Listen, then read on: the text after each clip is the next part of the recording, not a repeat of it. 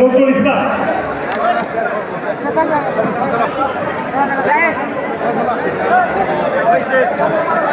পুরস্কার দিব।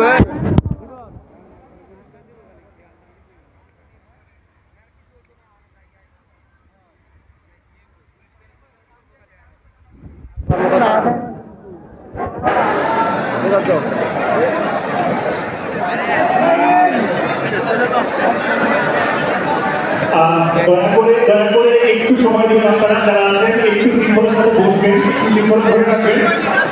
আমাদের এখনো আয়োজন বাকি আছে, আমাদের এখনো অনেক চমৎকার চমৎকার আয়োজন বাকি আছে।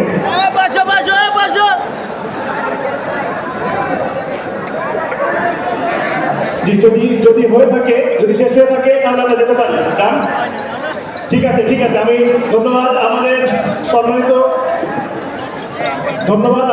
রেমিটেন্স যোদ্ধা যারা ছিলেন। আপনাদের অক্লান্ত পরিশ্রমে, আপনাদের রেমিটেন্সে আমাদের বাংলাদেশ এগিয়ে যাচ্ছে। জোরে করতালি হবে গাইজ, আমাদের নিজেদের জন্য, আমাদের নিজেদের জন্য জোরে করতে হবে রেমিটেন্স যোদ্ধাদের জন্য।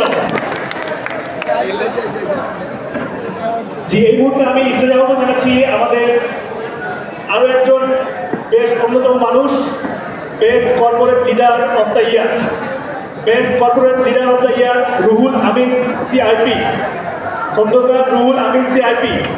আমি স্টেজে জন্য জানাচ্ছি।